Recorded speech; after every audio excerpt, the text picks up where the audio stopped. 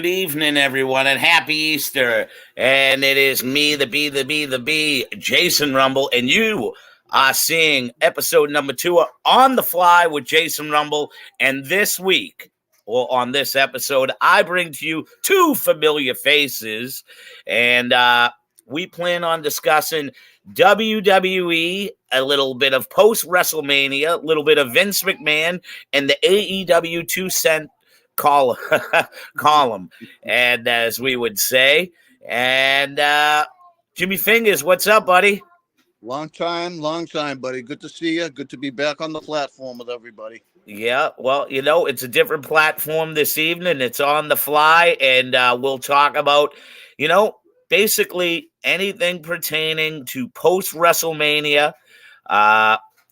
Gazoo, I'm gonna give the floor to you because you're the man that wanted to basically talk a lot of post WrestleMania, and I'd love to hear what you have to say because it's always good getting to recant on basically what you're thinking. Awesome. And a lot of your thoughts are really good thoughts and very good topics of discussion, and Yeah, no. So first things first, I just say, yeah, I'm over. No, just kidding. We had to get that out of the way. We had to get that one out of the way. So real quick, I wanted to start with, and I'm going to say this. I'm going to go on record, and I'm going to say this. We've known each other a long time, and I think Forbesy has come to, Mr. Sticky Fingers himself, has come to respect my opinion, even though we don't agree on everything. I think he respects my opinion. I respect you. I will say that this WrestleMania is going to go down in WrestleMania history likely as, I'm going to say, a top 6. I agree. If you took WrestleMania and made it a 5-hour event, and you took the triple threat, you took the main event from Sunday, the triple threat from Sunday, and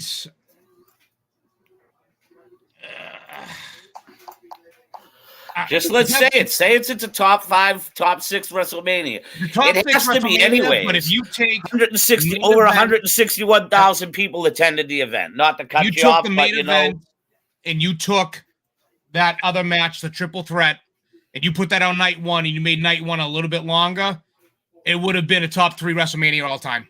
Agree. Okay. Unfortunately, with all WrestleManias, nothing is ever perfect. Or with all wrestling shows, nothing's ever perfect. And nothing, not to take away anything, because I think all of us are extremely excited for our friend Todd, a.k.a. Ivar, to finally get that WrestleMania moment that he's always wanted and has worked his ass off for. Unfortunately, both the men's and the women's the showcase matches, they were just a waste of time. And I feel that the Hell in the Cell did not live up to WrestleMania caliber Hell in the Cell. That Hell in the Cell would have been great if it was on Backlash, if it was on King of the Ring, not at WrestleMania. It was not a WrestleMania level Hell in the Cell. Do you think the blood stoppage hurt that? No. I was just about to, in my opinion, I think it did. I just want to say this. I believe, yes, I thought they were going to stop that match, and I think the blood stoppage really, in my estimation, it kills the business. Kowalski and the old school people would be going crazy. One of them matches, I'm sorry, but you got to, you expose the business when that happens. The least they could have did was, maybe gone old school and put accents it over it, or you know what I mean, or just the network itself has to come to understand that this is, things are going to go wrong. And I'm just, in my opinion, yes, it did. It killed the momentum of the match. To not see blood in a cage, that was the one thing at any pro wrestler that when they're training, that a trainer will tell you that the only time you should be blading is when you hit your head off the steel post, or you get hit by a chair, or you're in a steel cage. For your head to go off that steel cage and for nothing to happen it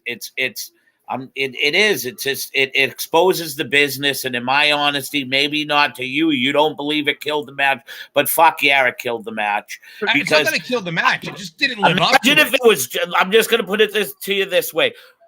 John Moxley, who his matches are that way, and the fans have gravitated in AEW to that.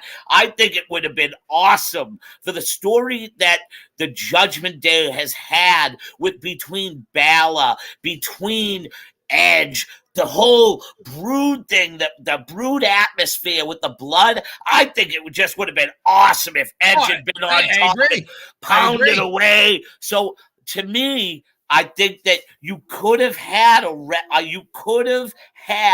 the ambiance and the feeling that you were looking for to say, "Wow, that Hell in the Cell had that feel," and it lost the feel by taking the appeal of the blood and the realness of the situation. Well, to me, as a viewer outside of the business, for me, it was a momentum thing that. It just stopped the flow of the match. And to your point, Jay, is that to me it kind of was like a blood feud. You got to remember that Beth Phoenix took a concerto, dude. You know what I mean? It was just like war, man. This feud was going on and needed the ultimate blow off. But ultimately, we all agree it did not live up. So from a showmanship, from a match standpoint, hence why I say it was not WrestleMania quality. The other thing that I noticed in that, and it killed it a little bit, was that match, you wanted darkness in that match. You wanted a dark feel. You didn't get that with sunlight bearing down on them at 7 o'clock or whatever time it was there. That didn't help their entrance and the feel, because it's, if it was dark out, they could have, like, when they shut the lights off to the stadium, you would have got all that feel. You didn't get that. I like how you say that. You know what that reminded me of, Gazoo? It reminded me of Bray and Taker at 6 Manias ago, also in the daylight. Yes. So, there's that. It was a good match, but it didn't live up. There were a lot of reasons why it didn't. Yeah. At the end of the day, it just didn't live up. Then the other match that really just didn't do nothing for me, it should have and probably could have, was Asuka and Bianca Belair. It just was it. I'm sorry, but Charlotte and Rhea set the tone that they had to live up to somewhat, and they didn't even come close. It just didn't even come close. Good match overall, but here's the Great Muta going into the Hall of Fame. Wrong winner. Here is people calling Asuka the greatest Japanese female wrestler of all time, and you're putting Bianca over. And I think Bianca has run her course. Personally, I know the WWE's in love with.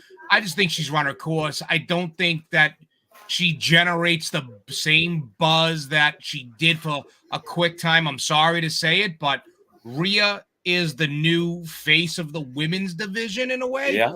But it's always going to be Becky's division until Becky retires. Gazoo, also the build-up, like the weeks leading up to the match were also weak, where Asuka was just dancing around. There was no, agreed, extra to that build, because what we got at Royal Rumble was Kana, that Kana character, and she did not exercise that Kana attitude and presentation to the build-up. So here's going to be my first thing. Do you believe that this was the touchings of Vince McMahon? Absolutely. Night 2, so night 1. Night 1 and night 2 were so drastically different. The answer to your question, Rumble, is yes. Absolutely 100%, because I think night 1 was almost all Triple H and his team. And I think night 2, when the deal was really coming down, and I think Vince decided to get his name in, knowing full well what was coming. He wanted to get his hands in on it. Because listen, night one, you Almost had flawless. arguably the Flawless. best main event tag team in 30 years in any organization. It was the story, the storytelling, the match, the flow, the way it ended, everything was perfect. You had arguably one of the best women's matches in a couple of years. You had just Seth Rollins and Logan Paul. What a friggin' show. What a storytell. What a match. I mean, the one downside to night one really was the four-way dance with the tags. And I hate to say that because I don't think I'll be honest. Listen, just didn't belong I thought the women's one was rather like very very, how could I put it with saying this? I thought it was slow for the fact that they were trying to remember too many of their spots. Yeah, I agree. I found nothing wrong with the men's tag team match. I found nothing wrong with it. I'm just going to say, maybe you didn't think it belonged. And I'll agree that, like, things like that, the 2-hour post bullshit, at least needs one of them matches each night. Like, one of them on each night. I would have did the Andre the Giant Memorial Battle Royal right the first night, and I would have taken one of them matches the second night, one of them tag teams. Because I would have I'll be honest, I would have took the women's because the men's, at least with the slow pace of the women's, it wouldn't have been that much noticeable because it's the pre-show. Now, guys, Hold on. Go ahead. Was that women's tag team match a title? No. No, that's what I tried to tell you on the thing. Had nothing to do with it. No title implication, no nothing. Yeah, Zero. It just was, it's just to highlight the tag teams. And I'm going to say this, the last thing, like I said, night one was amazing. What they should have did, and they lost, and this is where they're going to take, I think there were 2 L's, and I say L, there were 2 loss places where they lost. The women's 6-man tag really should have been Becky, Bayley. That's when they should have did the cage match. That could have been a show stealer had they given the 2 of them with their history that cage match. They dropped the ball. The other place they dropped the ball is you had 4 wrestlers, and I'm going to say the 4 names that should have been absolutely on the show. Yeah. Bobby Lashley, solo in a wrestling spot, not just doing his stupid Samoan spike into the throat thing. Let me talk to you. Just going to say him, Jason Knight. Not Jason Knight. Oh, my God. L.A. Knight. Oh, my God. Thinking ECW. L.A. Knight, Solo Sikoa, Bobby Lashley, and Damian Priest. Yeah. The 4 people that should have been in a match of some type. That's where the loss was. Other than that, WrestleMania will go down as a top 6 WrestleMania in my book, and could have been a top 3 if we had just said, give us one night, give us a 5-hour spectacular one night with a 2-hour with a break. Whatever. Is this how many years have they been doing the 2 nights now? 4 since the pandemic? Since the pandemic, right, Jay? Yeah. So that would make 4. So this is without a doubt the best of the 2-night manias for sure. Yeah. Oh, without a doubt. Yeah. They'll continue with the 2-night mania. They said it that way because instead of having one long show, they like the 2 days. Guys, what are your top 3 manias? Can you reel them off the top of your head? WrestleMania 3. WrestleMania 3. I mean, dude, WrestleMania 3. How do you not Number say one. Number one. WrestleMania 3 was one of my top WrestleManias of all time. For me personally, WrestleMania 14, because I got to be there, and there was a great show, but Stone Cold, winning the belt at the Garden, that's the last time WrestleMania was ever at the Garden. I think it's the only time we ever had it at the Garden. Yep. Can I get I was there. 18? Me, Bo Douglas, myself, and Bo Douglas were there. I won the lottery. I was sitting up there with Jay knows him. He's passed since, but a friend of mine in the business I broke in with, this kid, Mike Lano. Our sign made the Degeneration X video. We had a sign that says, China, we miss you. And we got right behind the DX band that night, and it made the DX entrance. Nice. My top three are 3, 18, and 14. What about 18? That's the one with Hogan Rock. That's 18, right? Yeah. Yes, sir. That's in one of my tops. Yeah, I'll be honest with you. I have match moments. I really don't have WrestleMania moments per se. I'd have to say one of the moments that really sticks out to me most will always be Hogan and Andre. Another one would be Steamboat and Macho Man. One that will always stick out to me is Hogan and Ultimate Warrior. Yeah, that's another one. Yep. It doesn't matter the Mania itself. These are the moments that meant Undertaker, a lot to Michaels. me. Oh, One yes, and two. without a doubt. Undertaker, Two, Michaels, Ric Flair. The I'm sorry, Michaels, I like. Another one that's huge that that will stand out was not Shawn Michaels, Triple H and Undertaker. Bret Hart, Yokozuna with Hulk Hogan coming out.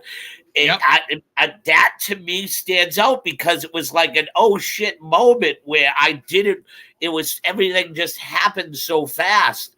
And I hated that. I hated that, dude. 9 is one of the most universally hated ones, but that's 9. And to me as a fan, I was a Hogan fan still, but at the same time, I was very intrigued to see what Yokozuna would do as the champion, and I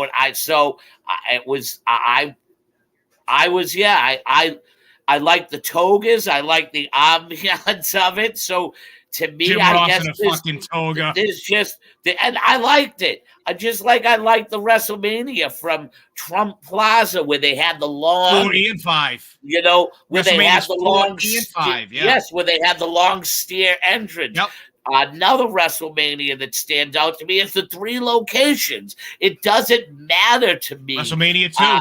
What the quality of the show was. It's what stands out. Another match that'll always stand true to me was the intrigue of seeing a guy like Lawrence Taylor coming to the WWE and going against Bam Bam Bigelow, who was known before having so much background information, as we would say in wrestling, that he was a bounty hunter and he was a real badass. What was LT, the crackhead, gonna do against him? You know what I mean? So it's never been a WrestleMania to me. It's been the matches that have stood out. So I say this. The best WrestleMania I seen was the last WrestleMania, okay? And another WrestleMania that will stand out to me, the performance of the guys and girls on the pandemic when there wasn't people in the fucking building. For Edge and for Randy Orton to do that match with nothing and no one around. Well, it's the WrestleMania moments. Has there been a shitter? I'm sure that if I went back and said, you know what, guys, I'm going to take the next 39 days, I'm going to watch every freaking WrestleMania, I'm sure that I could possibly come up with one and say that absolutely sucked, and there's not one match that stands out to me. So as we're talking, we'll kind of go with the flow here, leading from this WrestleMania and at what ended this WrestleMania, which was I want to get into next, and I'm taking down. Let's talk about it. I love the notes, Gazoo. I love the preparation. The notes. So I want to go into now before we get off WrestleMania. Let's talk about how WrestleMania ended, because both main events told great stories. And they both ended with the proper winners. However, I am going to explain why I am not happy with the way Roman went over. I understand why, with some of it, because there is a part of me that looks at it and says it makes sense from a writer's creative mind, but in the same token, they could have done it another way. So night one definitively ended the way it should. KO kind of it, because there is much more to the story. As they said, this is just adding a chapter into this bloodline Sammy, KO, Jey Uso story, but it ended the right way. Now we get to WrestleMania, and if people don't understand, and you guys understand, there is a story. The story of Cody Rhodes is a story of the hero, per se. He is the hero in this whole story. He is the chosen one who's come in to defeat the dragon, okay? The dragon being the tribal chief, the demon, whatever you want to call it. But the story has to be built in such a way that you have got to want to see the hero has got to fall tragically, and he has got to see adversity before he can overcome and be the quote unquote chosen one. Okay. Roman Reigns winning was the best thing, to be quite, as much as I would have loved to have seen it from a fan's perspective. Yeah, Roman loses. Also as a fan but as someone with a business mind, I love the fact that he didn't lose, because it brings me back to old-fashioned Four Horsemen days when you always wanted to see Flair friggin' lose. And when he should, he didn't. Why? Yeah, the Horsemen. Horsemen interfered. Somebody interfered. And then Rick would get the 1, 2, 3. That wasn't your original take, though, Gazoo. My original, it took me time to think about it, and I says, yeah, you know what? And because the initial fan of me was like, fuck, man. Of course. And I'm like, but then I thought about it, I'm like, no, wait, the right person did win, but we have seen the same ending week in and week out, time and time again. The Samoan Spike. The way I would have wrote that ending is, and I'm going to go right through it real quick. Ready? Cody hits the cutter. Cody hits his thing. Boom. Roman kicks out. Cody hits it. All of a sudden, looks like Cody's going to win. Here comes Paul Heyman. The referee goes over. All of a sudden, spear. 1, 2, kick out. You see Roman get aggravated. Pick up, spear. 1, 2, kick out. Spear again. 1, 2, kick out. And it gets to the point where Roman should have lost his shit and beat the shit out of Cody. So he got, and I know you guys might disagree, but he should have got himself DQ'd. And then he just continued to brutalize Cody Rhodes. And brutalize him and beat him down and brutalize him and beat him down. I would have hated this way. I would have hated a DQ at Mania. People would have hated DQ, but it's another way of, instead of seeing quote unquote the Samoan Spike, you just got to show me something different than a Samoan Spike. I just, where he was already thrown out of the ring, he should have never came back. Yeah, but the Usos and the whole Sami Zayn thing, they should have never got involved. The Spike goes with your Four Horsemen theory, though, too. It's. But I'll tell you this: I wouldn't have minded the disqualification, but at the same point, I do like the over effect of the pinfall, and if you mean by the tragedy of fall, I can absolutely, agree, that's what I mean. Because now if he's able to go through guys like Brock Lesnar and certain people that Roman went through, I think it makes the title when it does change hand that much better. Absolutely, because here's the thing with the story of the tragic hero, and I think any most classic writer would tell you, and I mean writer like not people who write wrestling, but the story of the hero is almost in any story. There's always the point where they're initially, this is the hero. They're the person that's going to save us. And then when that happens, they don't save us. They fall.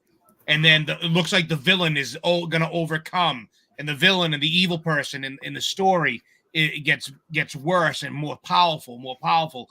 And then the way you truly build the hero is the hero overcomes adversity comes and it builds and it builds and it builds and it builds, and then he slays the dragon, or he overcomes, or he defeats the demon, and he wins. What is Punk's days of title? Yeah, how many days does he need to beat CM Punk? Oh, he's already blown CM Punk away. Punk was he blew CM Punk away after the first year. Okay. He's going on. The next person he's going to tie is Hogan's title reign. Punk was 452. Yeah. Okay. He's on his way to beating Hogan's reign. Okay. What's Hogan? Was from 1984. He had 85, 86, 87. February 5th, 1988. Yeah, all right. So, yeah, he's got another 2 years to go before he can even get anywhere close to Hogan. Okay, so let's just put it to you this way. Where does this go? Does The Rock get implicated in this? Does this go to next year's WrestleMania? Yes. Does Cody have to win back-to-back Royal Rumbles in order for this to happen? So Cody will go down in his... So what? Now, from a story perspective, and we can go into this now. So there's some things that kind of tie into this because they're obviously pulling Cody away from Roman right now. Yeah. And you can see what's going to happen.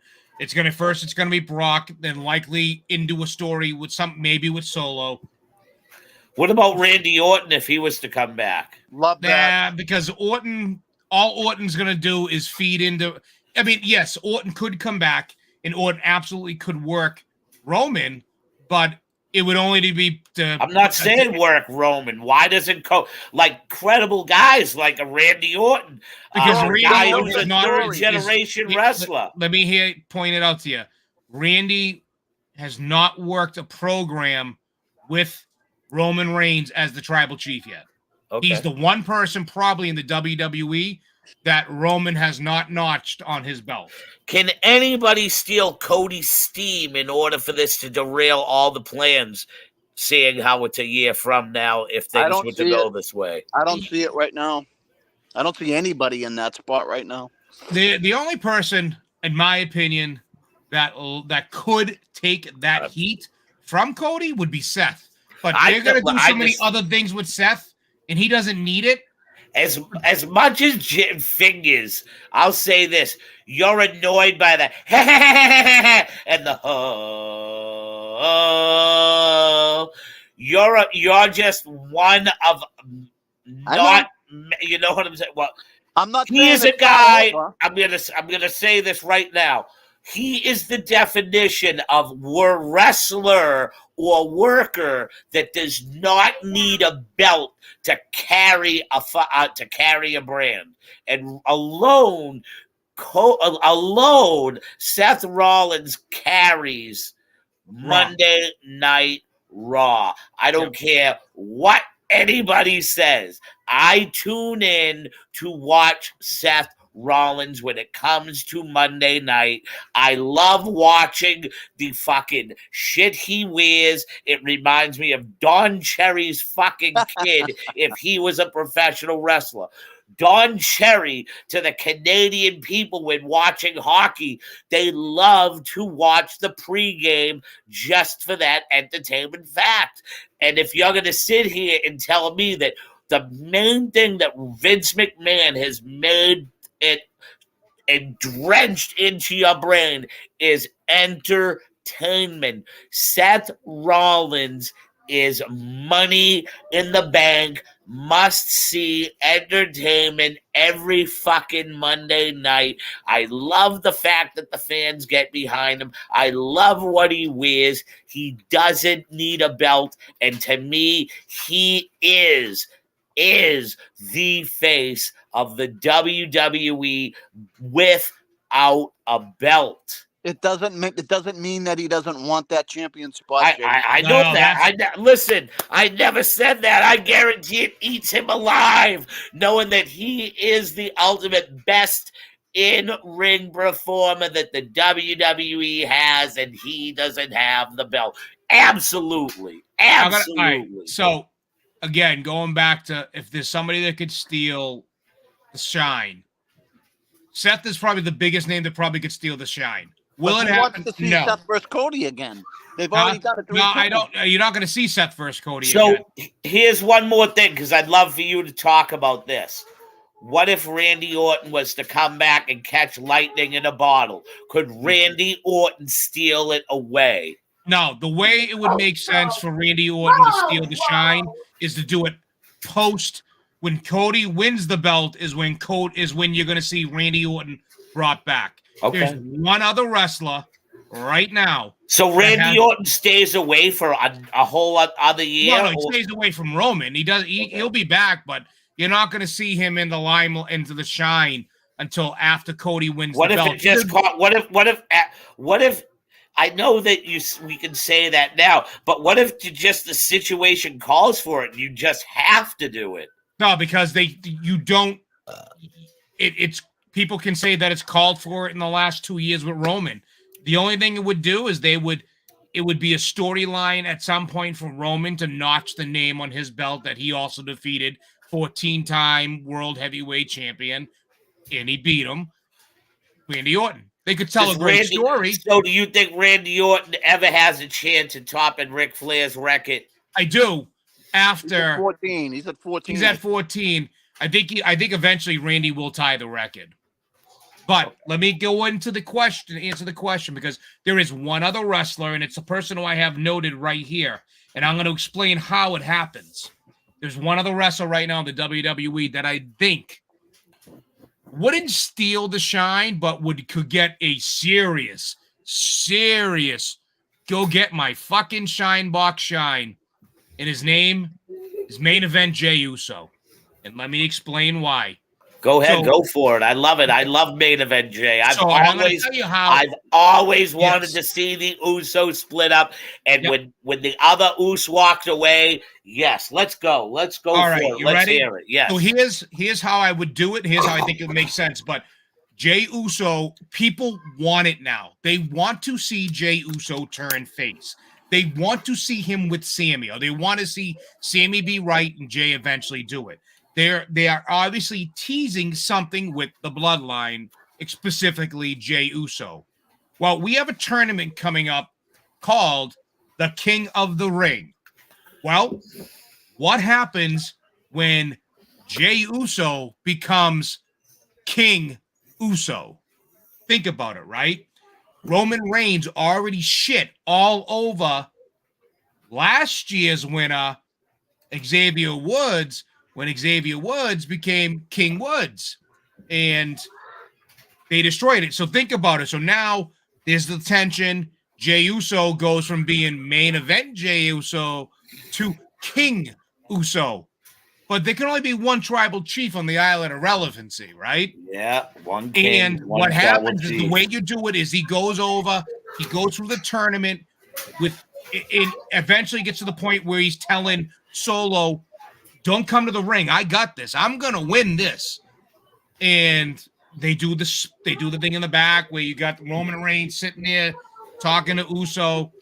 You see him talking to Jimmy, because I can see what's eventually going to happen.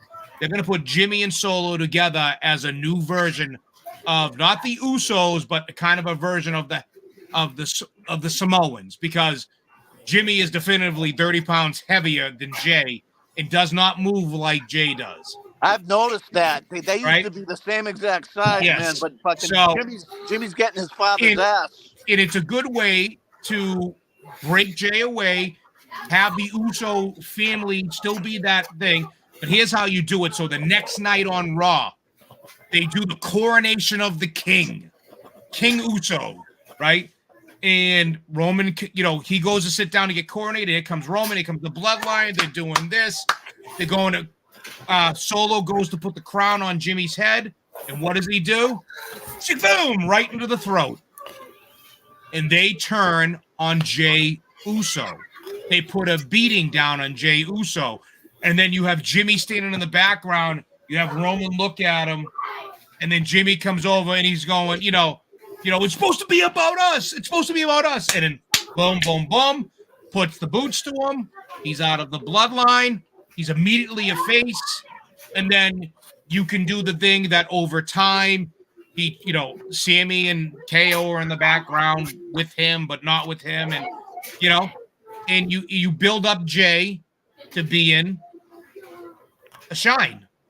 The thing is, it will not take away from Cody, but he's probably the only person likely that could do it. But they won't put the title on Jay. I could see Jey Uso eventually dethroning either Austin Theory or Gunther for one of those two titles. Which Uso fought Roman in that SummerSlam? Was it Jay? Was Jey Uso? Jimmy came out because remember Jimmy had fucked up his shoulder or his knee, and that's when Jimmy came out and says, "You the tribal chief. You the tribal chief." And then it was Jay. It was Jay. Next year this is the possible WrestleMania weekend right here, right? Because of it being low. Well, this will be the pot. This is the weekend that they would be doing because it's going to be the same dates.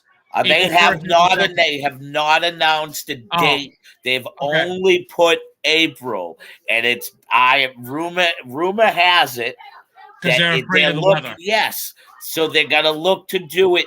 They might even move it up a week because they're not gonna. If it was to fall this weekend, it wouldn't be good on WrestleMania on Easter Sunday. You know what I mean? Depends on when Easter falls next year, because next year's a leap year.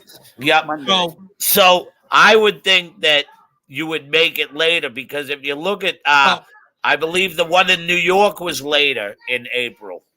Well, the way I look at it is that the way do you like it being in April?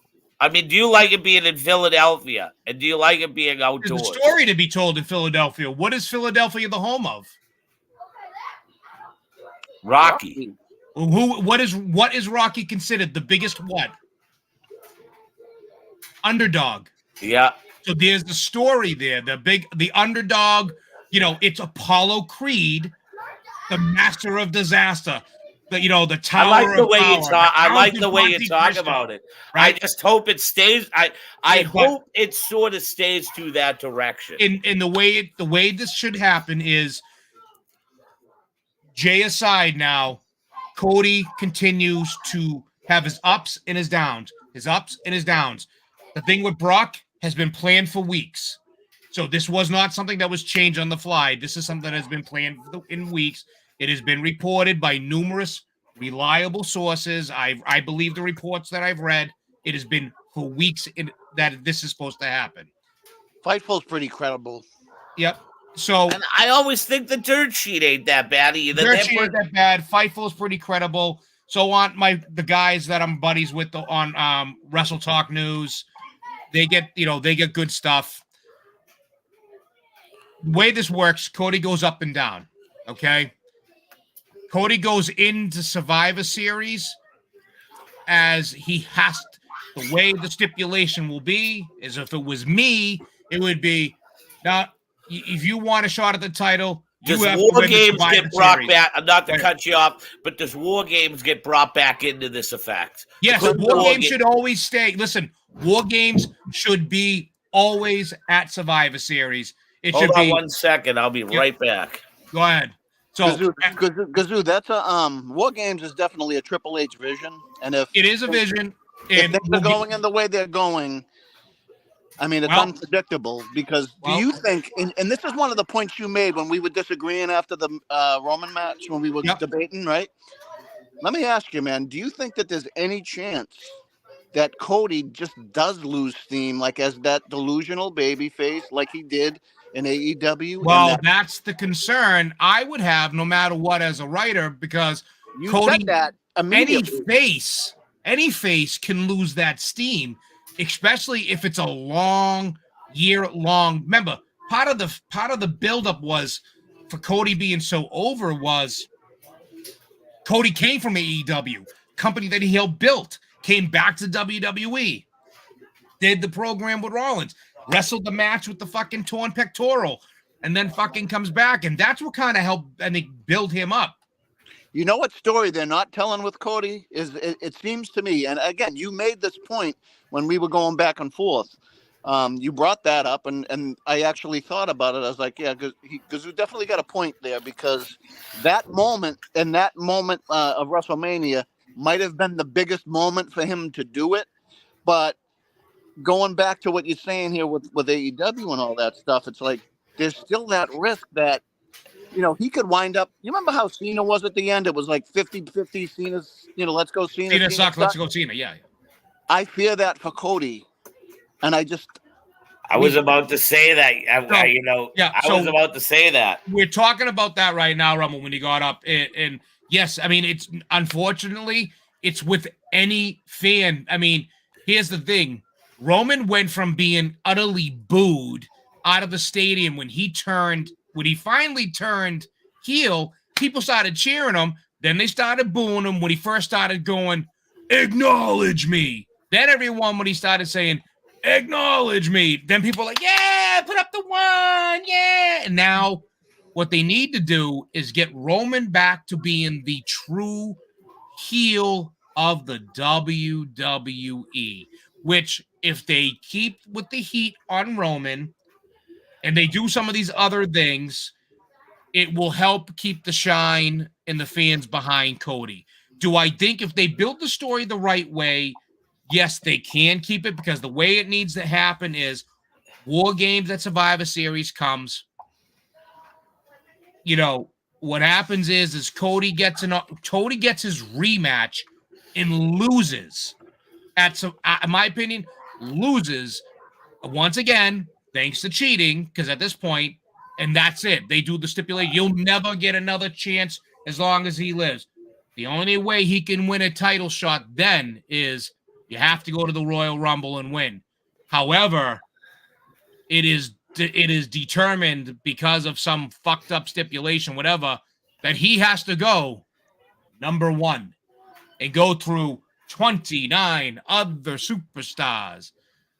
And he does it. That's why I was against him winning. He does it with Solo in the ring at the end, right? What if it's Solo in the ring to begin with him? Right? No. You do it at the end. You have Solo in that ring at the end. You have Solo draw 30 and immediately go right at him, right? And then he gets that final chance, and they deem it as the last chance you'll ever get at the belt. And then in WrestleMania 40, he has to go over. Gazoo, he has the loss at 39. He goes over on 40. Gazoo, you agreed with me on this point in one of our exchanges. If Roman had already surpassed the 1,000 days, Cody wins at Mania, correct? He could, but... No, like this past one. If Roman already he could have, but even if he had already surpassed 1,000 days, there's definitively, because of the way Hunter now writes and that long-term storytelling, which I am a huge proponent of, and I love it. No, he doesn't win. He still loses. He should still lose to build the story up more. More adversity. He's got to have more adversity. Right, Absolutely. because if you take Game of Thrones, right, and if you just read through the first book and says, okay, and at the end of the Game of Thrones, he's the king. No good. You take the Game of Thrones story and you add all these other layers and all these other stories in the background, it builds up the story even bigger. All right. And it's a way to elevate people like a Cody Rhodes. Let's get to just a match that I really liked myself. Father versus son. Rey Mysterio versus Dom. Best thing about it is that they're holding true to kayfabe. They're keeping it kayfabe. I love it. Even with the behind the scenes shit, they're keeping it kayfabe. They're keeping them away from each other, even though. Oh, the Hall of Fame night was awesome. Even though Dom left. There was a picture circulated of the two of them hugging right after the match in the back. But everything on camera, it's so kayfabe. It's amazing. Those vignettes did phenomenal. Those home invasion vignettes should have been on fucking TV. Oh, my God. Do you remember when they did them with Triple H and what's his face? And then remember when Austin did it to Brian Pillman? Yeah. Should have been on TV. And I'll tell you, when Dom first came in, I looked at him as like such the vanilla fucking. Oh, he was, though. He was. This kid has been training and training well. But the benefit for Dom is Ray is his father. So, to them, that was probably a match that they've worked on 1,000 times at their training facilities. Nothing beats Dominic with a straight face, serving 15 minutes in jail and coming out a hardened criminal. I love that shit. It gave him such heel heat. And the best thing about it is, who are they making him look like right now? Think about it. Who does he physically look like? Eddie. He's doing the mullet with the little Goomba friggin' mustache. Yeah. Did you see the heat he had Monday night? It was loving Dom. Awesome. I love Prison awesome. Dom. The best thing Ray ever did for him was tell the kid, all right, you got to go heel. We're going to work this gimmick. Because you know what that leads to, right? It leads to the retirement match where Dom retires his father. Yeah. I like how it's helping Legado del Fantasma to get over too. Finally, I know, because I love it. I'm a huge fan of Escobar. He's a good worker, and the tag team very underrated. I call him Zima because he was that in TNA and the chubby Ewok looking one. Hey, Gazoo, back to your kayfabe comment. Mm-hmm. The other great thing about Dom, okay?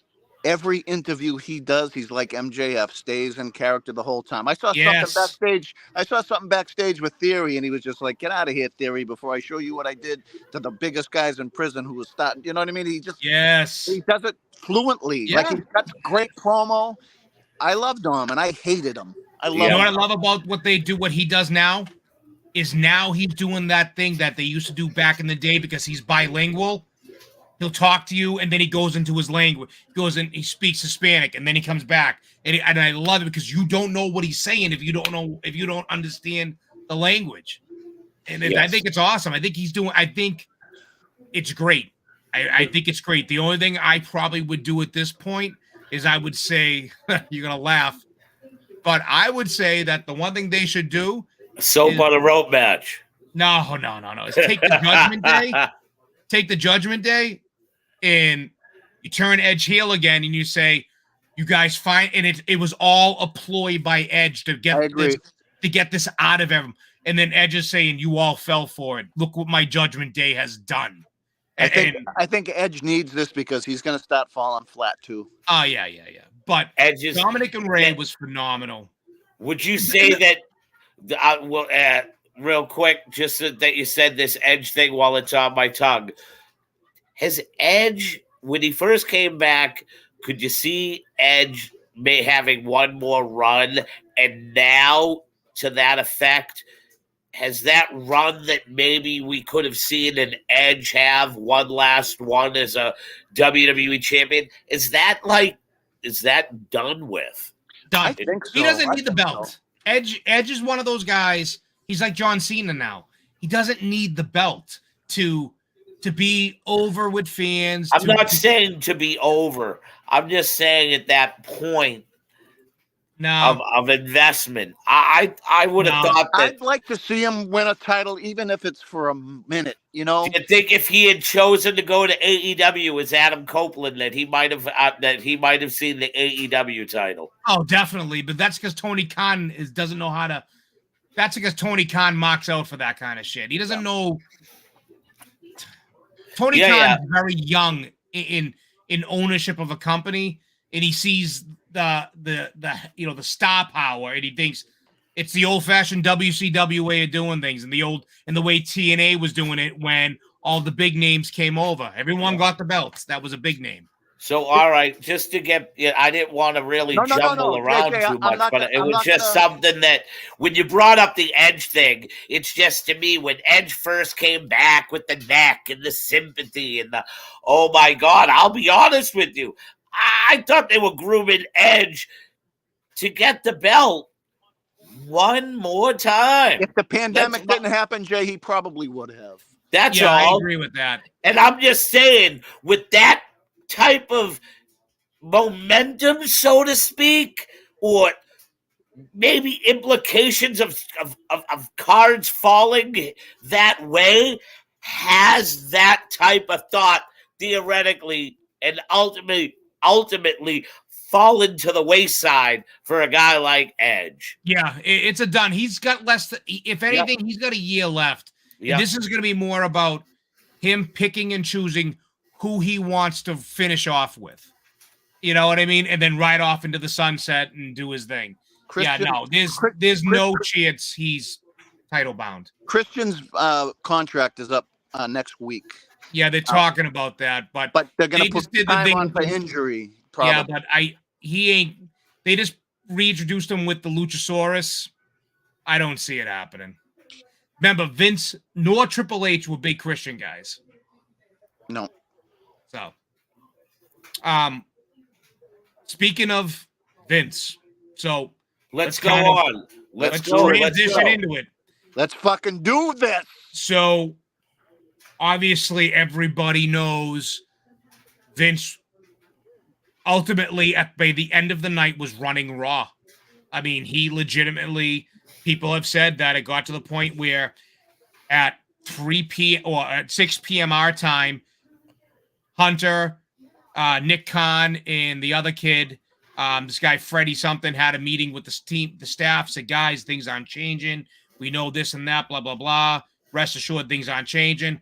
Here comes 8 p.m. Hunter comes out on national television, says things aren't going to change. And then I guess it was by 9:30 or 10 p.m., Hunter had been replaced in the gorilla chair by Vince. Fast forward to Friday. He was at the Eagles concert. Vince was not at Portland, and the show was very much run by Hunter. They said Vince made very minor changes to the script, but nothing that was script altering per se. So right now, it's a question of who really is going to run. There was a comment made by Michael Cole, says the guy who runs this company, Triple H, the man who runs this show, he said it was Triple H. Although Triple H was only announced as Hall of Famer Triple H. So no COO, not even that. So in Rumble, you and I had talked on the phone. So obviously he's in a very precarious position because it is well known people don't want Vince in charge. They don't want him in charge. I'm going to say this right now.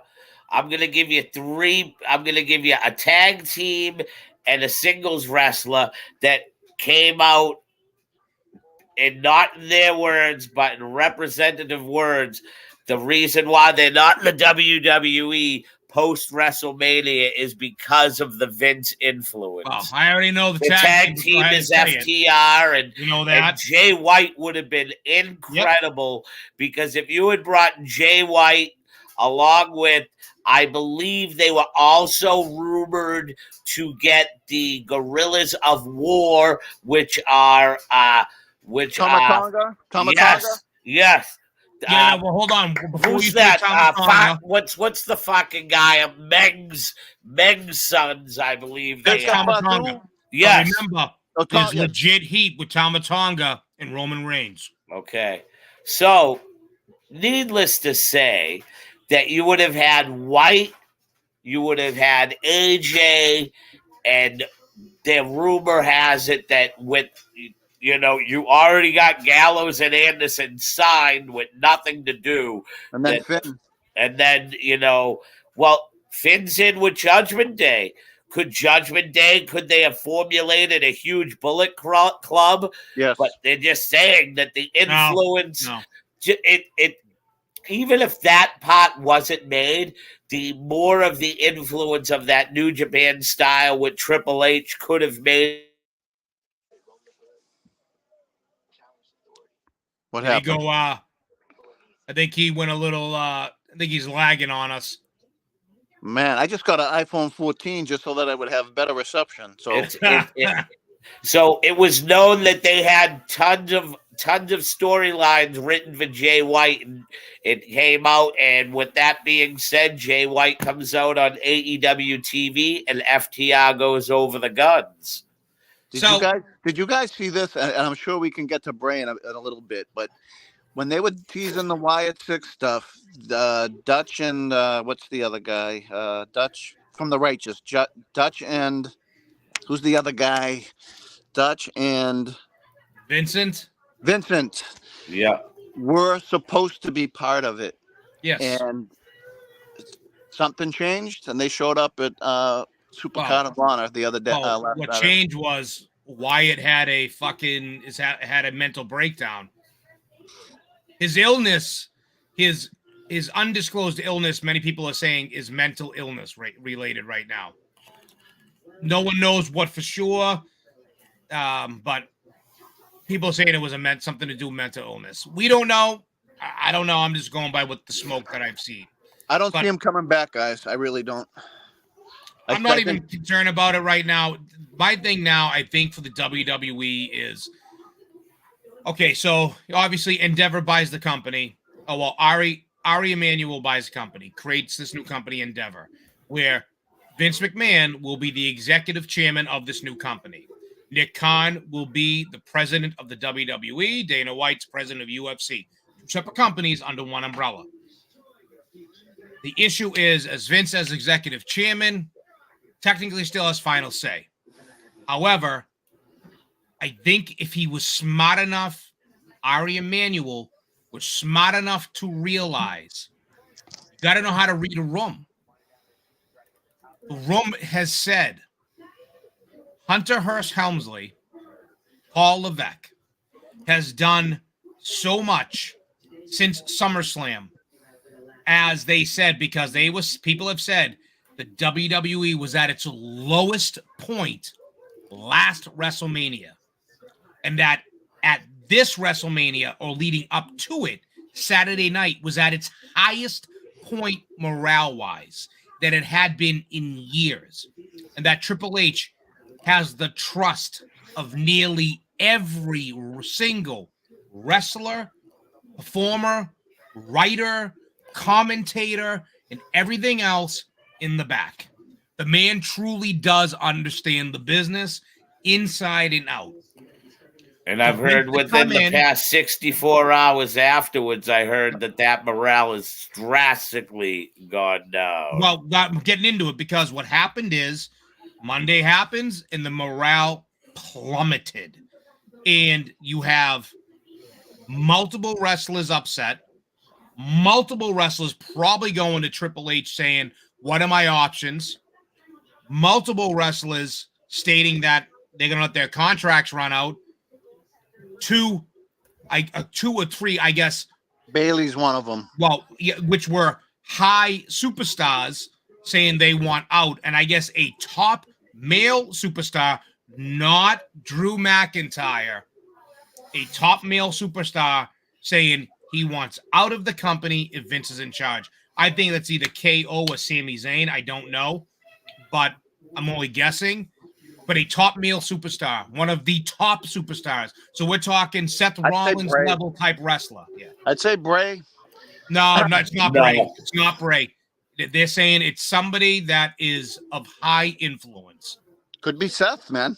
So if I would have doubted after we'll get into that. Keep on going. So Friday comes, it was definitively, you could tell it was a show that was run and it was written by Triple H. You could tell in his team. It was a much better show.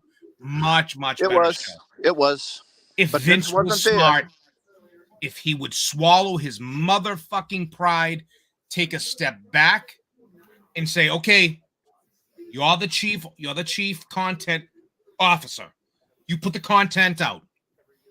Unless it's something I absolutely will not allow and accept. What you want is here you go. You put it out. You put it out there. You have to trust the person. Listen, Warner Brothers wants to make a movie, okay? Warner Brothers is Vince McMahon per se, but they hire people to write and direct the movie, and they trust these people. Let the guy who has the locker room, who has the ear and the trust and the hearts of each and every one of these superstars, both here and people that have left that want to come back because of him, let him run the show. All right, I'm gonna How give many you times? one. I'm gonna give you one thing before this. So you're telling me to the guy who bought a company for $1 million and sold it for $9.5 billion. His ego got even bigger the day he sold the fucking company, my friend. Of course he did. Did you look at him, bro? Hold on, let me get the rose. All I want to do is get a rose and a Reba hat, and then pop in my 1979 porn fucking stash back here, and I'll probably find what he looks like. I cannot believe the look Right? of Vince McMahon. Guys, I almost committed to making my mustache like that for this show, and then realized it would have offset with, because I wouldn't have shaved my beard, but if I just I wanted to do it so bad. You want to at least have some hair on your body. Hey, come on, look at this. All right, he's Bray. got his Bray Brock. won it. No, Bray won it. That's his Brock those right are there. those are his dreads. There's only but that looks like Brock I Lesnar know right that. there. There's only 5 with 53 pieces of hair. But so I think the next month or two is going to be very telling. It's going to be week to week until we really see what's going to happen. Hopefully this Raw is much better. And if this Raw is better, then maybe it's going in the right direction. As long as they don't fucking end it with the shitty girls match like before when Vince was really in charge.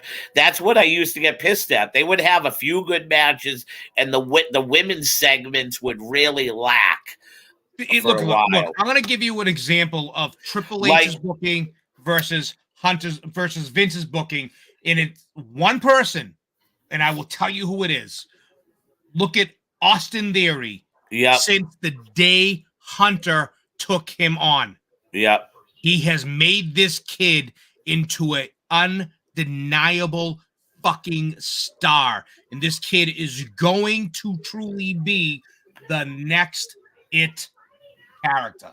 He's made me like Liv Morgan better. And I know Liv was always somebody that was in you was always a huge Liv Morgan fan. Yeah, and I just never. Yeah, but I'm just. Yeah, but I never thought.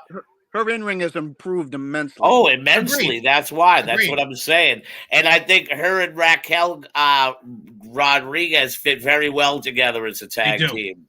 Raquel's just got to stop smiling too much. That's all. Be more of a Raquel's going to stop doing the whole thing with her back because, no. Yeah, I don't understand why she does that either. No, I'm good. Thanks. Stop. She's just not seasoned enough on that end of it. She can. They're gonna tell her to stop doing that.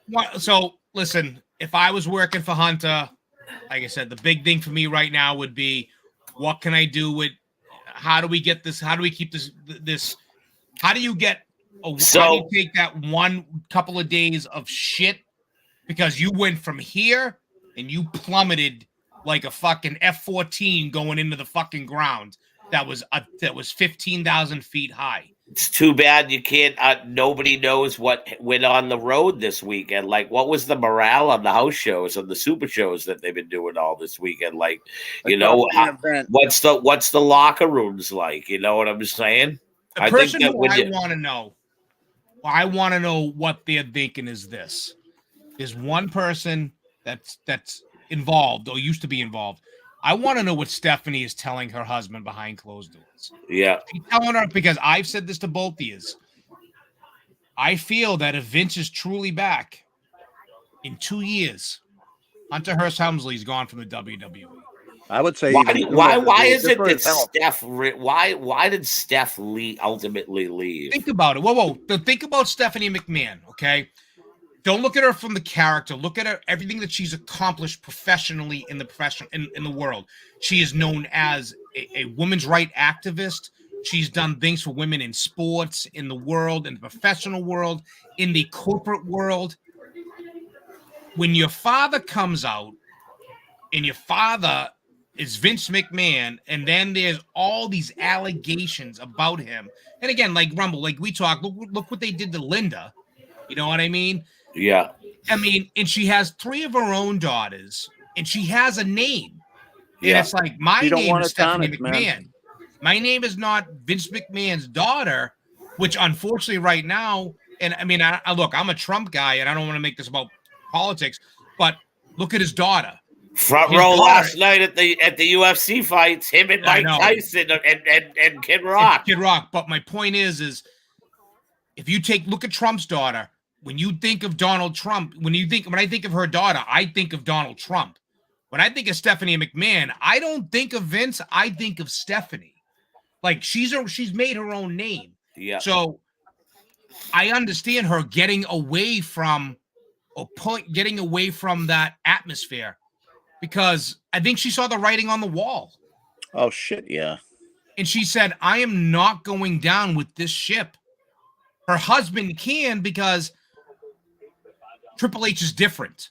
Triple H is a former wrestler who's now a content writer in one of the boys and blah, blah, blah. But he's completely associated with the WWE. And that's it. Capelli, what if all these great booking ideas you've come up with and everything like that, they all make sense to me, they work for me. If we go through this, because we got to wait a little while to find out, if Vince does to Triple H's vision what he did to AEW, his Triple H's stress levels would probably be best to get the fuck out of there from Stephanie. Well, that's my He's point. still a father. Well, that's my point. Think about this. He already shit when Triple H went down and had to leave, walk away. He destroyed everything he built, specifically NXT. Now, you're telling me that if Vince is truly going to say, because I mean, he can say, I'm Vince McMahon. This is my company. Fuck you. Turn NXT back to the multicolored thing it was. Get rid of the black and gold again, because that's exactly what Hunter did. All the people I fired, you're fired again. Fuck you. You're out. I mean, who do you see getting released, Capelli? Who do you see in the next? Do you see another mass exodus of release? Not mass exodus, but it depends on who's running the show. Listen, Hit Row's likely to get released because that's one of the few people that just did. Even when he brought them back, they just haven't. They haven't. They're not good without Swerve, dude. I think they're not good without Swerve. Absolutely. Yeah. I do not think you're gonna see Baron Corbin released.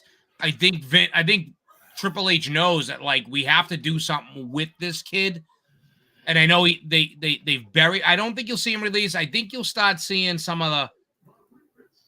I don't know if you're gonna see many releases. I think they're happy with the talent they got, but you will see. I think the releases came because Vince knew ultimately he was selling the fucking product, and he needed to downsize some things. But Vince released people that hunt. Look, I'm just saying certain people. I'm not saying all. Absolutely, I would agree that there are people that were fired because of the Triple H thing.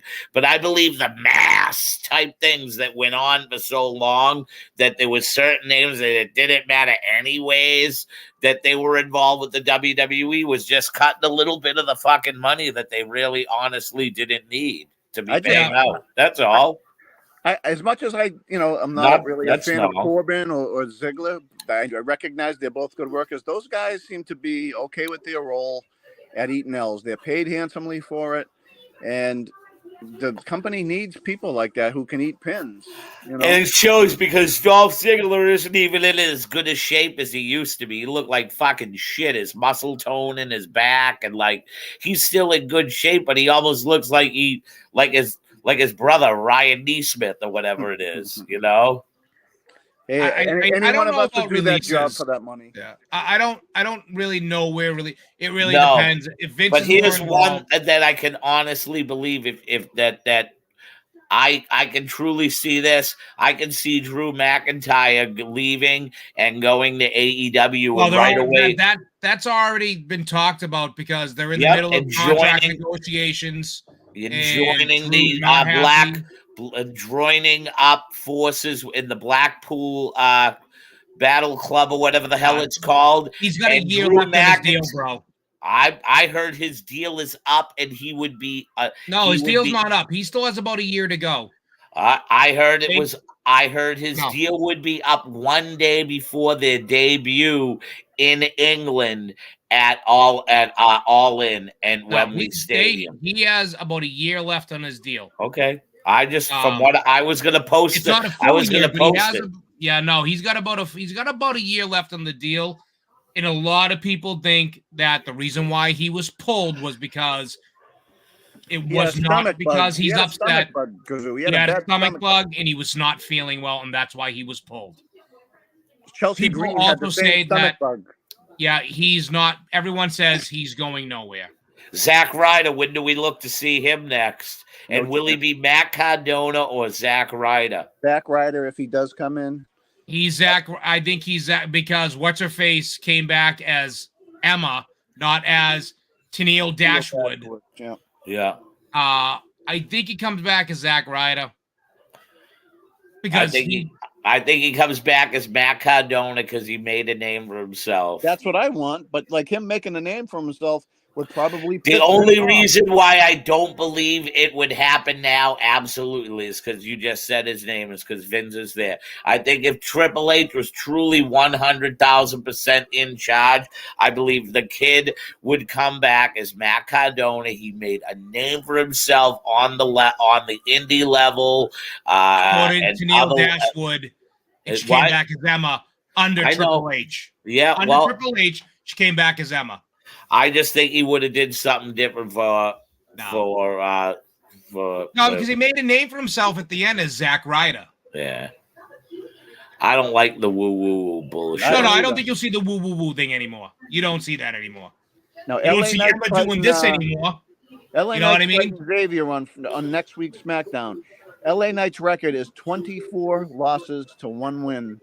24-25 in his last 25. LA better beat Xavier Friday. Who's Xavier? Woods? Xavier Woods. Yeah. Okay. Does Big E come back anytime soon? He's got a decision to make soon. Really? He's got to make a decision, I think, this year. Why can't he wait 2 years for another year of healing? He has to make a decision, I believe, contract-wise. Oh, wow. Wouldn't they add time on? Like if he... Well, obviously they don't have to add time on. They do it. They don't have to. Right. Like the shit with when Jeff Hardy pulled a move. I think he had to. Yeah, but that was Jeff pulling a move though, like you just said. All right, what so I'm saying is that here's Jeff one would thing have went with Matt, but Jeff was out with injury. Jeff and Matt would have went to AEW together if not for all the time out he had. So there was a post that we made, and one of the reasons why it wasn't even a post, I was making a post added to a comment, and it was sticking up for Mr. Fingers, and it was for the fact that I had to pull the Seth Rollins interview up, and it plainly said that he looked to be disgruntled from whatever was said to the back. He was. And I made it. I know that. It wasn't that whether or not he was or not. It was more or less made for the fact that we theoretically do not know about said changes at any time. And for any of us to say like, oh, I know for a fact everything's going according to plan. How do we really know? You know what I mean? Triple H that's all. Changes within the show. You know what I'm saying? Like, what do we call it up during the fucking show and somebody knows somebody backstage and go, yeah, can you tell me if everything's sticking to the script tonight? Well, we know people that tell us that they talk to people backstage. But... So that's all I meant by it. But that's what I mean. There's really not 110% confirmation. But do I believe no matter who's in charge that last minute things are done? Hell yeah. And I believe things are done on the fly. And hell yeah. Do I think things are fucking cut at certain points in time? Yeah. Because there's certain things that if things go over, yes, you have to cut things. There's always things going on. Yeah, absolutely. I'm going to put it to you in kind of blatant terms. We talked about Seth Rollins. He carries a show without a title. He carries an entire brand without a title. Hell, he's the face of the WWE, probably the most over wrestler in the company. Why in God's fucking name does he walk out on the night after Raw and doesn't say two and doesn't even get a chance to talk, just does this and walks away? That, my friend, is a telling tale that the script was changed from originally what it was, because if you watch it again, they handed him a microphone, and then when he came back, he was just doing this. Seth Rollins you just got to kind of now you got to put two and stop two you together. right there.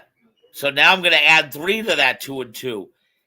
With that being said, could he be the disgruntled superstar? I said that. Yeah. I said that. There we go. What a way to come in at the 40, at the a little bit over the hour mark when we're starting to probably looking at wrapping things up.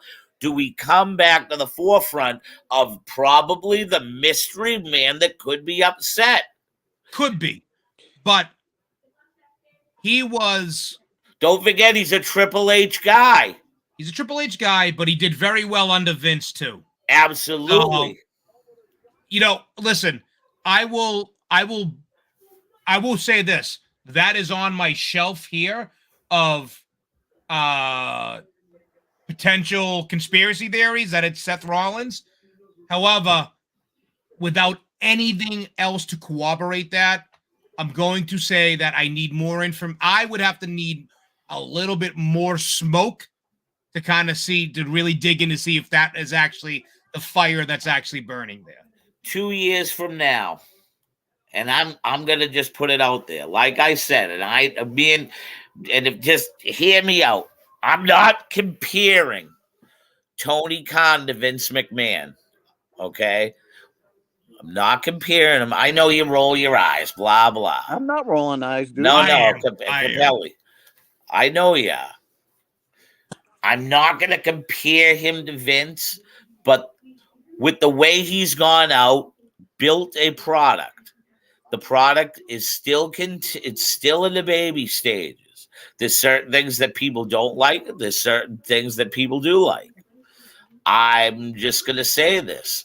Now that he's exploring the international waters with his Wembley Stadium show, and it's already been noted that there are 25,000 pre-sold tickets without even knowing that the tickets have gone on sale, that there's a waiting list and people have already signed up for 25,000 or more within the first 48 hours of the show being announced. Okay. I believe that Tony Khan and AEW is a company that is here to stay. I believe that the mistakes that are being made are going to be made by anybody. Vince, at the point in time when he became all in out the WWF, when he bought it from his father, it was a different day, a different age. And in this day and age, Tony Khan built a product that really... No. Stop right there. Tony Khan didn't build the product. The Bucks Tony Khan did not build AEW. No. The Bucks and his contingent along with his thoughts. You're absolutely right. He didn't build it, but his visions was there. His money was there. I see. It was his money. That was it. There was no vision. With that being said, I can picture if Vince does let his ego get in the way and things like you said, I can picture a guy like Triple H in 2 years going right over to that place and I'm telling you, man, Tony Khan could be the guy that does it. And that with money, and like you said, he marks out for people. I'm going to remind you of another person with a shit ton of money that made many mistakes, that was much like Tony Khan, knew nothing about the wrestling business, and they are no longer in business, and that was with a lot more money, Mr. Ted Turner. And I know what you're saying. I am going to go the complete opposite. I'm not going to say 2 years, but I think within 5 years, Tony Khan has sold AEW to some big conglomerate, and you can kiss it goodbye because it does not have the backing that the WWF/WWE did for years, nor will it now, having UFC and WWE together under one umbrella, in the idea that you have now combative sports and combative sports entertainment. Two companies, the two biggest companies in the business, That doesn't mean together under one AEW will go umbrella. out of business. I though. don't believe that the AEW AEW goes out of business. I believe it becomes it's going to stay, and I believe the money behind it gets bigger. It ain't going nowhere, dude. I think It's this rumbling because thing. because there is a market for fucking straight up wrestling and not bullshit, especially if Vince McMahon is in charge and feeds you that crap. That's not going to fill Wembley though, Jay. I'm telling you. Jay, Wembley is 100,000 people. And let me tell you, the difference between, listen, he's taking a big risk, and this could be huge for him. If he sells out Wembley Stadium, he's going to need Punk and FTR versus the Elite. He's going to need that. no, match. he's going to need more than that. No, I'm saying that's just one thing that he would need to sell that. Yes. He's going to need a superstar the caliber of Seth Rollins to sell that out. He doesn't have that right now. He has one. Andretti and Wheeler Yuta ain't gonna do it, dude. I think people I think a couple of the New Japan entities will get involved. But they're not going to sell out Wembley Stadium at 100,000 people. I think that they're not household names. But over there they are. Over there they are. Will Ospreay is a household name in England. A star the size to match MJF, because MJF is a star. Okay. He needs a star to combat with MJF. He needs somebody huge. They need that one pick me up. I believe that one pick me up if FTR along with CM Punk take on Kenny Omega and the Young Bucks. They've already done it. Why that's not going to sell. I think Kenny. All right, I think Kenny Omega versus CM Punk in a steel cage sells. Not anymore. It's not going to sell that much anymore. Why? Because it's not. People are done with it. I think it's not a big story anymore. It really isn't. It could be on screen, but it could be on screen. I think if Kenny Omega may be done. He may be out of there by then. Kenny Omega may be in the WWE. Not if Vince McMahon's involved.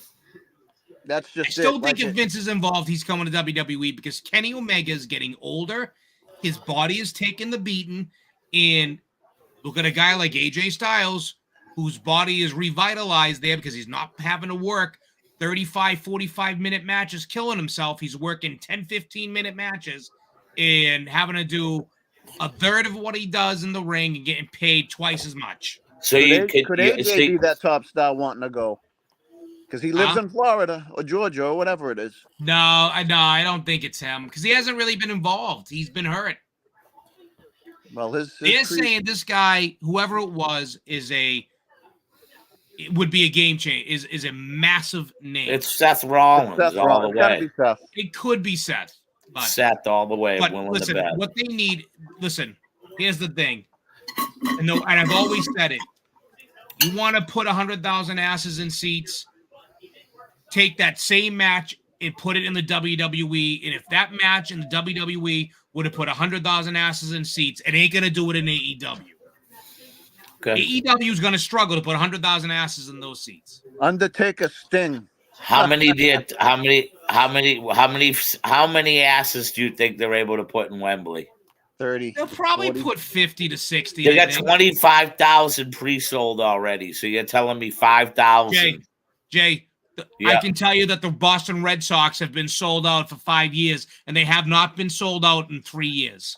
I understand that, but you're telling me Pre-sales are that nothing. Jay, pre-sales are nothing. Those numbers do not really matter. Those are companies buying tickets who do secondary sales. okay, I am okay, telling you, nice, you all can't right, use pre-sales, okay, unfortunately. okay. Actual numbers. I think they're still going to put 50 to 60,000 because when's the last time we saw a wrestling show at Wembley Stadium? WWE, 92. Yeah. right? How many guys do you think, or women too? Does this force the WWE now to do a major pay-per-view over in They already England? are. Or They're doing Cardiff. whatchamacallit. Cardiff. oh, They're doing Puerto Rico, and aren't they already going back over there next year? where? They're Cardiff? doing Cardiff. yes, Cardiff. Okay. So, well, where are they going to Puerto Rico? Is it a Backlash. stadium? San Juan. Yeah, I understand that, but what type of a building? What are the seats? What's the deal? It's like a state. It's an arena. It's Yeah, probably 15-20,000 like the normal. Yeah. yeah. Like a What are they? standard arena. What do you think right now they're building for the main event? Probably going to be Cody it's versus going to be Brock. a tag match. No, it'll be Cody Brock. No, I think Cody Brock is at SummerSlam. no. Cody Brock's going to be at King of the Ring. at Saudi Arabia. Because they want Brock on the card. No, When I is think Saudi the main Arabia? event- With the Saudi main event- Arabia. They're going to Saudi Arabia at the end of May. Oh, they are? Yeah. Okay. Same weekend as all Double or Nothing, I think. Yes, I think Yes. so. I think the main event in San Juan is Bad Bunny and Rey Mysterio versus the other two. It is actually. You're right. Oh, Oh, you gotta my remember, Bad Bunny's God. Puerto Rican. I Damien know. I Priest is said Puerto this the Rican. other day.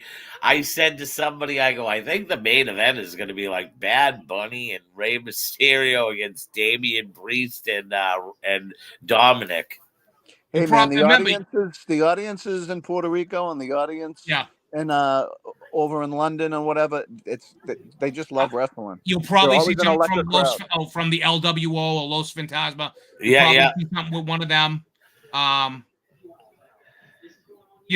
definitely think they're going to placate. I mean, you'll see something with Michelle Rodriguez. Yeah. Without a doubt, you'll see the Hispanic wrestlers definitely featured. Yeah. But Andrade. Andrade. Yeah. Well, Who? no, they're traveling. Andrade. They're traveling right now. He's his contract is up too, but Tony's going to add more time on for his injuries But as they're well. traveling. Him and Charlotte Flair. That's why she's off television now. So does Andrade's come back to WWE? I can think see so. it. Yeah, I think so. Yeah. Triple Unless H was Tony- big on him. He liked him. Unless Tony wants to start fucking booking him, right?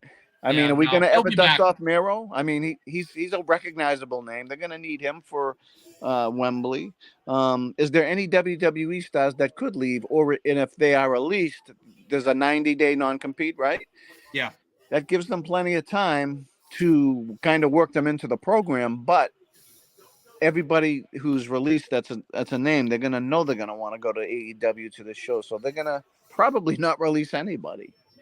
What if someone walks out though? Does that become breach of contract, or they just remain in that contract, or do they forego the money you that they remain in that received? contract until you are released.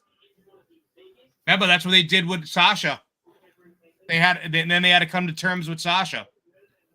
They kept her under contract. Naomi was still under contract even after they came to terms with Sasha.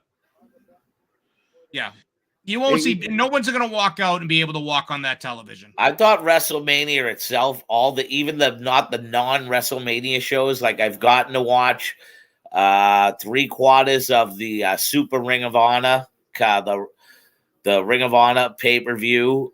I liked it. I thought it was a real good one. Tell me Nigel doesn't add something to it. Yes, I love Nigel McGuinness as a commentator. Him and Morrow are the best modern day team on the desk that I've heard in the last 20 years. I thought the Stand and Deliver was a good pay-per-view or premium event. And then I'm going to get to the, I call it the Super Forbidden Door, which had the Impact, the Ring of Honor, and some of the others in there. So, and I look forward to watching the Mercedes Verano matchup that is on the card. Unfortunately, I think what you're starting to see, though, is you're starting to see we appreciate that, but I think you're starting like TNA is starting to die down. Or now Impact, they just don't. They like I watched something How do recently they with make them. money? I really don't understand how a TNA even makes money because That's what I'm it wondering. seems like they really don't change locations very much. Their product does not look. It just listen. I get their product's not going to be WWE or AEW, but even the product they're putting out, some of it's garbage. It is, but would you guys agree with this? Because TNA. I watched the Ring of Honor stuff. I've watched the Ring of Honor weekly show. I think the Ring of Honor weekly show is real good. I like it. Has AEW reached the point yet where TNA was when they were at their heights, getting 4 million viewers on Spike? Like a good mixture of veterans and young guys. I think that AEW has not reached that pinnacle. They haven't reached it yet. I agree with you. I don't know about the viewership wise, but I say this: I watch AEW more on a weekly basis than I do when TNA was out. I'll say this much: I regret seeing what TNA was. I regret not watching TNA as much as I did, specifically up until prior to the Hogan, Kurt Angle. It was my favorite show. I took that TNA really over Raw and SmackDown because that was the Super Cena era, and TNA was on all cylinders from 06 to 2010. Yeah. Excellent product. I wish I watched more of it. I really do. Hogan and Bischoff. Once that happened, that's when it started to shit. Yeah. I wish I watched more of it. See, I don't find AEW as appealing. To me, AEW is not. I thought it would have been. I tried it. The only person I tune in to watch right now is MJF. That's it. I think what they're doing is because you got the Elevation show, the Dark show, and I don't watch any of those. I just watch. I watch Wednesday night. That's it. You guys are in the business, okay? You've had enough.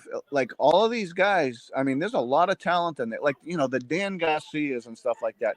Great in ring, but they are not captivating characters. And it seems like they're trying. Some of the characters, you're absolutely right, are not very captivating, but are great in ring. To me, the biggest problem AEW has with 2 hours of primetime television is they're trying to push and roll out too many of those type of talents all at once. Yeah, we see Dan Garcia every week and Wheeler Yuta every week. Wheeler Yuta should not talk. Wheeler Yuta should be fucking the silent member of the Combat Club. To me, Wheeler Yuta is the elite Brandon Cutler. Okay. He offers nothing. Yeah, in ring, cool, sure, but like I think he diminishes the Blackpool Combat Club. I don't think he deserves to be on major TV, but that's all another day. but Tony is pushing it like Cartwheel Carlson and. There's just they're 4 years in now. You got your pillars, the AEW originals, right? You got all those guys. Listen, Sammy Guevara, Jungle Boy. They're not world championship material. They're intercontinental. They're not even U.S. title. And they're deservedly needed for sure. But like all of the guys after that, I'm sorry, they wouldn't be. The four of those guys would be relevant on NXT television. They would not be relevant. They would not be hugely relevant. Like, I'm sorry, Sammy Guevara is a fucking beanpole. Like, there's too many skinny guys. You know what I mean? I can't stand them. The reason why I watch AEW and I accept that because it's like, I'll say this: there are people out there that are right. It's a glorified independent company. It makes you see some guys that do wrestling in a different style, and that's why I said I like WWE for what it's worth, and I like AEW for watching it for what it's worth. Yeah, that's all. AEW desperately needs a couple of captivating stories, and they had. I mean, MJF versus the other three guys, like that's. I like the House of Black. Love them. That's what I mean. Those Those guys, you need well-known names, and they have plenty of well-known names. Give them the primetime TV I spot. believe if AEW was given the right, like if Tony Khan would give a certain dude with a lot of credibility the right amount of leverage to do what they wanted to do, like that's what I'm saying. Imagine if a fucking guy like Triple H became available with the money that he does have and with the stars that he does have, with these guys having a lot of them having a rapport with Triple H. Imagine the power a guy like Triple H could have at a company like AEW to realistically turn it into a ratings maker, You would and to not see. turn it into a relevant wrestling company. That's what I mean. I don't think it would ever reach the money aspects of WWE, especially with what they're backed by now. But do I believe if you brought somebody in, if Tony Khan, if anybody could step back and say, wow, I got Triple H running my fucking company, but yet I could learn. I do believe that the guys that are there, I believe that they could be real relevant. You don't think that Big Bill, Big Cash is better than being a heavy for the fucking embassy? That dude should be. He's turned his life around. He looks great. His in ring has been good. Lance Archer, like guys. Why are guys like that kept off? I don't know. I love Big Bill. I think he would have been great. That would have been a great guy to come back in WWE, but he's another one that didn't trust the fact that Vince wouldn't come back. Look what they did to Wardlow. Come on, man. That dude was hot. Fucked him up. Yep. But like, I want to see Big Bill versus. But you want to know something? Within a year or two, a guy like Wardlow that's already come out and said that he would never go to WWE. Wrestling people forget. Oh no, Wardlow can come back and be something. Wardlow can come back and be something. I knew it would take Tony Khan to screw up Mark Briscoe. Mark That's Briscoe all. Was in your hands, like could have been a big baby face. Listen, can I be honest with you, guy? I love you to death. But that Briscoe, 213-pound, no teeth in his mouth, looking like a fucking bushwhacker on crack, is not. He can work, but man, he's not a beauty contest, bro. I know it's not about that, but he's not. He's just. He has no star power. It's not like, as much as you want to see it and you feel for him, he's not a star, man. He has no star power at all. Uso's got more. With the Briscoes and that dirt, that teeth and the dirt. I think they could be. Sidecars. They could be sidecars to people. You know what I mean? They got that Rex and. They got that moondog look, but they can cut really good promos. So yes, I believe they could be. It ain't happening anymore. But yes, I do believe the Briscoes could have been. If the Briscoes were in the WWE on the right platform and got to go against the Usos and fucking and the Street Profits and teams like that. But I think the Usos and the Briscoes would have fucking made memories. But you telling me the one that has no teeth that looks like a fucking like one of Butch from the Bushwhackers? No, I've always been a Briscoe. I know you have. Look at you. You know what I mean. And you've been a Bray Wyatt. You've been a Bray Wyatt fan, and you got his hair in that fucking that Chicago Bulls nose ring like he has too. You know what I mean? I want to see Mark Briscoe succeed. That's all. Ain't gonna happen, bro. His time is coming on. I think he's a Ring of Honor stalemate. And I think he'd be a good enhancement talent because he could work and help people get over. But dude, Bushwhacker Butch ain't getting over it as a top baby face. I'm sorry, pal. He just got that. He got that trashy, nasty look, and I'm sorry. Yeah, looks do count when you're pushing people to the top. Yep. Well, It does.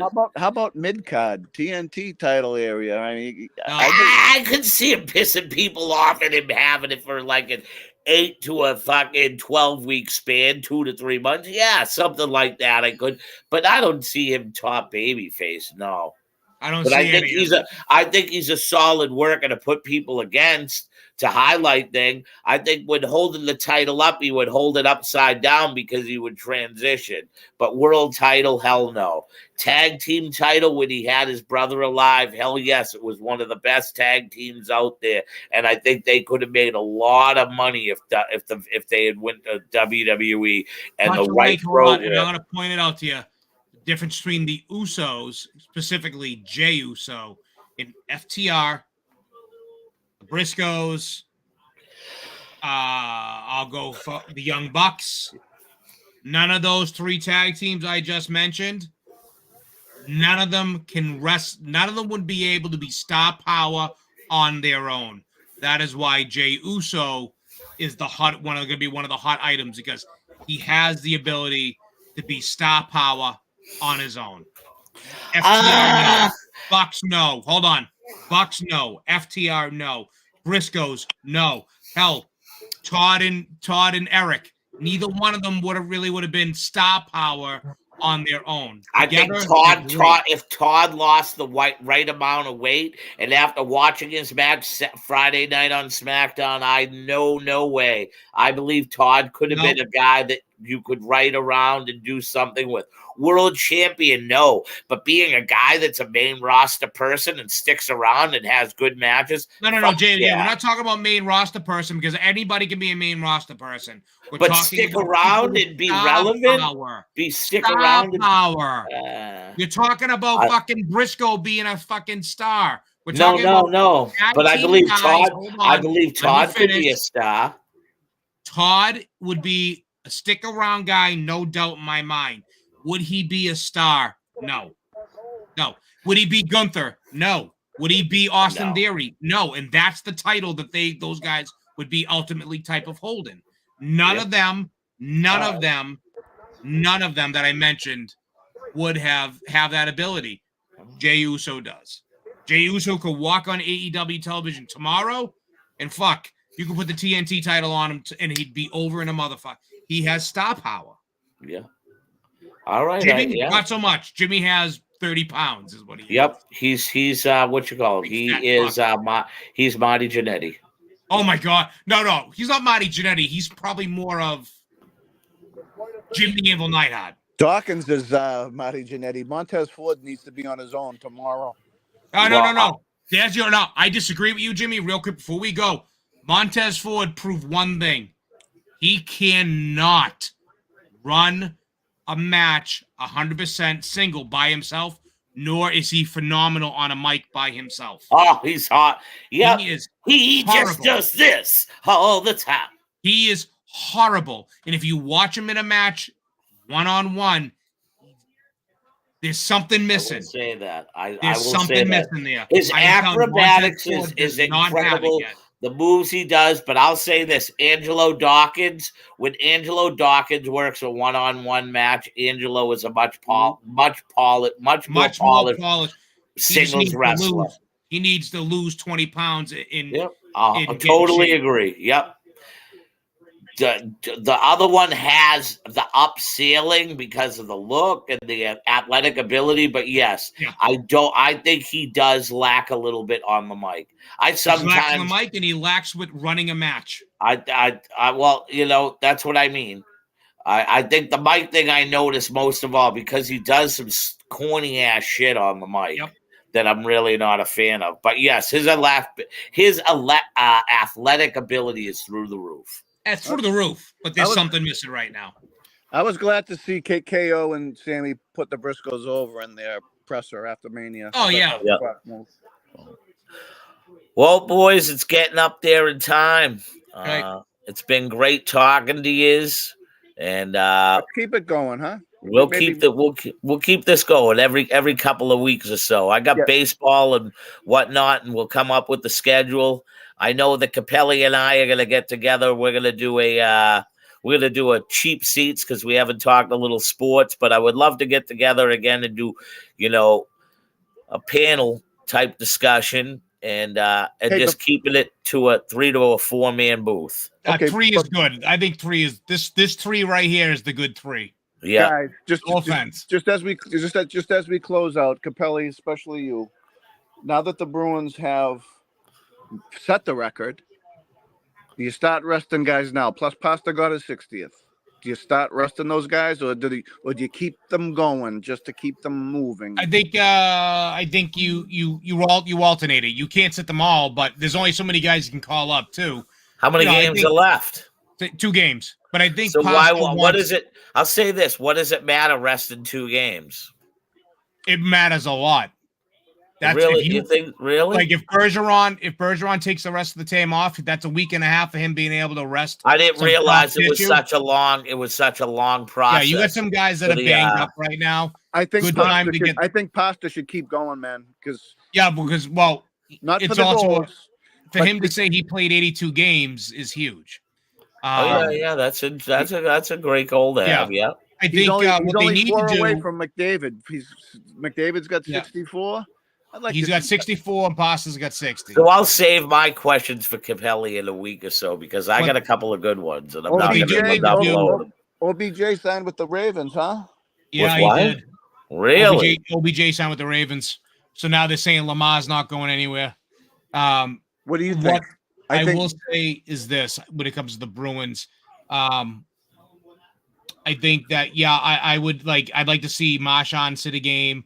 I'd like to see DeBrusque, Coyle, some of those guys maybe get to sit a game. In the same token, I don't want to see them get away from what they're working on because you want to stay hot. Playoffs are only a week away. Absolutely. First thing that comes to mind is the 07 Patriots to me. Like it's just like please don't get ousted in the second round. Well, the 18-19 Tampa Bay Lightning set the record, right? I know, Capelli. I know. And That's then what I'm talking about. Didn't the 95? Didn't the 94-95 the Red Wings the year they set the record? Didn't they utterly destroy every team they played in the playoffs that year too? Yeah. And New Jersey swept them. New Jersey swept them in the finals. Yeah.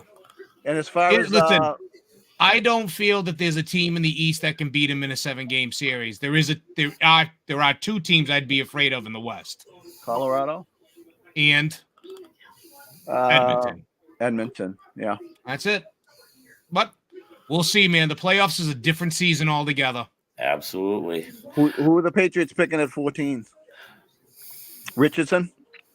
I think the Patriots. He ain't going that.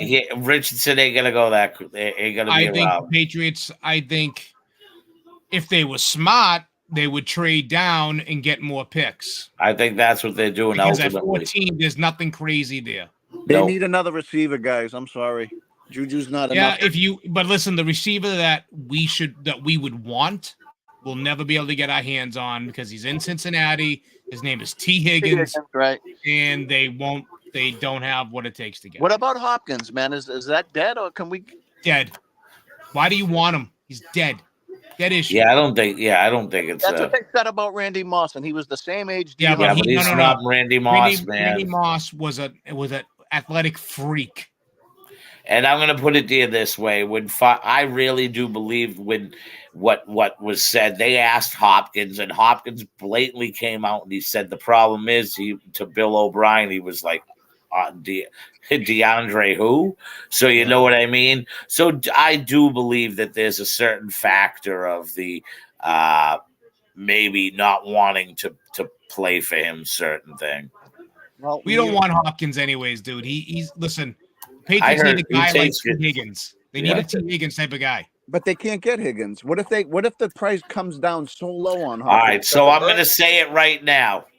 And there was a Pro Football Talk. They compared, if you look at this right now, the Minnesota Vikings, when they gave up on who's the guy that they sent to Buffalo? The guy now that plays in Buffalo. Stephon Diggs. Okay. Now, when they sent Diggs, they knew they weren't going to be able to pay him. Okay. Rumor has it that there could be a team, 3 teams that could be willing to take Jefferson's contract and be willing to risk. What if a team like the New England Patriots was a team of that significant risk to take on a guy like Justin Jefferson? He's a stud, dude. He is a stud. That's right. And so wasn't. And what I'm saying is so wasn't Diggs. They were basically having the same type of deal. Okay, same type of season, same type of receivers. The writing was on the wall, and they were able to take the gamble and take the pick, and therefore Justin Jefferson was created. So who's that guy? Is he in the draft? Who's that guy? I don't know. That it's not saying if the guy's in the draft. They're saying that that Minnesota could be willing for the right team for the right price to let a guy like Justin Jefferson go. Give me him all day long, man. Hey, the last thing I'll say about sports, since I'm not part of the cheap seats, Celtics ain't winning shit with Joe Mazzulla as a coach, man. I want Horny Ime back. I don't want either one of them. So they're not going to win. Ime's going to fucking Houston with Jaylen Brown, or he's either going to fucking Dallas with Jaylen Brown, and Luka Doncic comes back here to the. Luka's not coming here. Stop it, please. So you guys agree with me on the right? Well, there is. Listen, if the Celtics are able to give Jaylen Brown a max deal at $291 million, rumors have already come out of Jaylen Brown wanting to be once again with quote unquote his coach Ime. Oh no, that's gonna happen. Okay, now understand something. The Celtics are all done. Yes, hear this out. It has come out today that Luka Doncic will be looking to get traded out of Dallas, and a perfect fucking matchup to match up with the same amount of money that's owed to Luka Doncic would be if the Celtics signed and traded Jaylen Brown to the Dallas Mavericks. Why does Luka want out of Dallas? He wants out of Dallas. And who's Jaylen Brown's buddy? No, that's Jason Tatum. No, Jaylen Brown. Jaylen Brown also is a man crush. This is the same guy this is the same guy that told me the Red Sox were going to be relevant last year. All right, the same fucking guy. I told him they're a minor league ball club. Kyrie, they're a minor league ball team. We were talking about, we're supposed to be talking wrestling. Kyrie is good friends with Jaylen Brown. They're both on that same fucking wavelength about being the fucking guys, the activist stuff that they do. Hey Jay, I got a UFO story on aliens I want to sell you. Hey, we all agree about Mazzulla, right? They ain't I think Mazzulla is a moron. I think he was a great guy. I think the only way they win it is in spite of Mazzulla. And nowadays, a lot of people will tell you this, that a coach means absolutely fucking shit in the NBA. The players are what determine it. No, they're not. They have got the Bucks number. You heard it first. The Celtics are going to lose to the Bucks. No, they're not. The team goes like this. You ready? The Celtics go like this. And they implode. Jason Tatum's going bye-bye. Jason Tatum ain't going anywhere. Jason Tatum is Tuukka Rask of the Celtics, dude. No. Jason Tatum will be a LA Laker by his next contract. Oh, I can see. I can see him being a Laker. Yes, that without a doubt. I would never deny that. But you're absolutely wrong about they have the Bucks number. They look at what they fucking did to him fucking a week and a half ago. They have got the Bucks number. Jay. Before we end this, tell me who was not playing in that Bucks game? I don't care. Middleton's hurt again. Who else wasn't playing? I don't care. I gotta go. Listen to me. Listen to me. I am telling you this. Listen, People say it all the time in the NBA. The coach is irrelevant. It's what the players are I going to do. disagree, man. I believe that the Celtics are Celtics are not going to winning come. it. The Celtics only are going team back that's to the winning a world title. championship this year is this team right here. That's the only team that will be You winning. better hope so, championship this because year. after getting all them fucking records, you better. Because if not, the records mean absolutely you shit. know, They're just thing is, records. you know what team won't be winning anything? See the hat that Mr. Rumble is wearing right here? They ain't winning shit. It's all right. It's All all right. right. We're building. Not with bargain basement bloom. Building what? Oh, Building what? Building 19? it's a long Didn't Duval season. get hurt today? Didn't Duval get hurt today? Yeah, he could have broke his wrist. And we're gonna get that kid who was sleeping in center field last year. What was his name? Durant. Oh, hey, Yeah. how many errors does Kike Hernandez already have? 6? Oh, Don't matter. Gotta go. We're 6. doing all right. We're doing all right. With that being said, we'll see you the next time on my show. Later.